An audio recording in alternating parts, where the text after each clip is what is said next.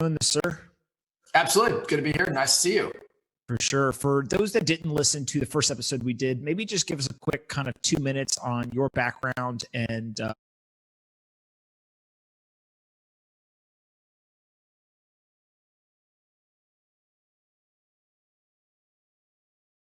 what Ripple does. So real quick, I've been in Silicon Valley doing tech stuff for 23 years. We got here in 97, kind of .com 1.0, always been kind of involved in leading edge and hopefully not bleeding edge stuff. And the first job I had out here was we were rolling out the first cable modems in the country. And then Yahoo for a bunch of years, I'm shortening this, but Yahoo for a bunch of years and a couple other things on the investment side of things. Joined Ripple 5.5, closing in on 6 years ago. Early days of crypto. And I mean, suffice to say, it's been just an incredible journey, both crypto at large, but also seeing, Ripple grow from kind of an idea, the germination of, how we thought about, applying these technologies, not in kind of experimentation and speculation, but hey, real utility, let's solve a problem. Let's be clear about who our customer is. It's $10 billion a year of transactions across RippleNet. About 20% of that through what we call on-demand liquidity, which are XRP-enabled transactions. We're continuing to see a lot of growth. We can talk more about the implication of COVID, but that's some of the high-level things. We're about 500 employees globally and cranking along. Awesome.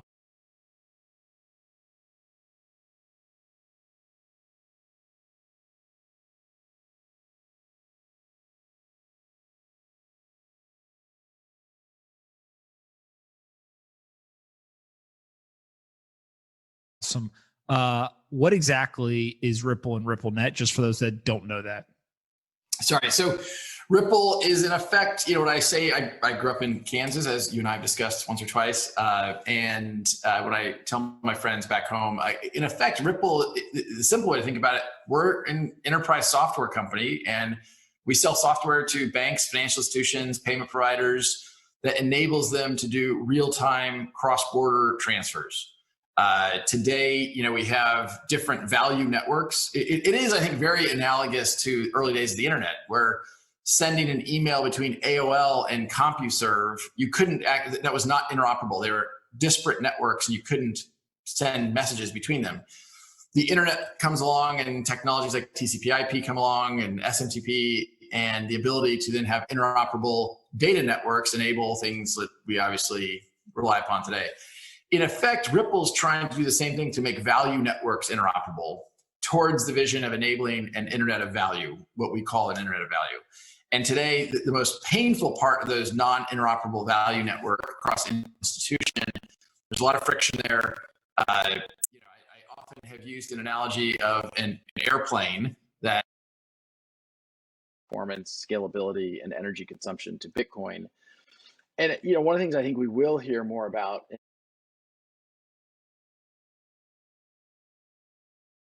in 2020 is the sustainability. XRP really has been the greenest of digital assets.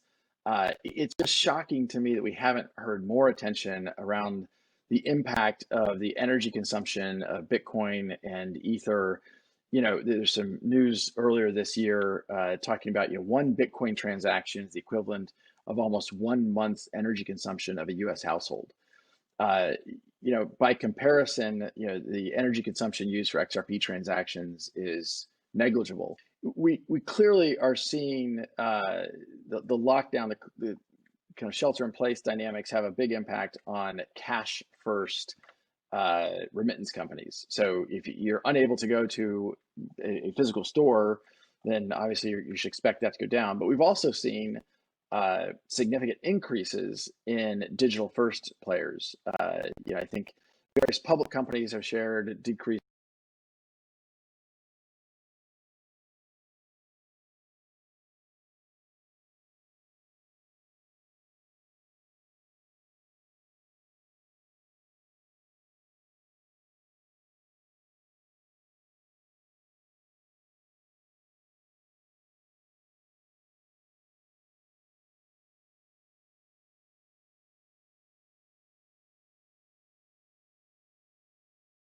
that also is, I think, good for us as we work with some of the central banks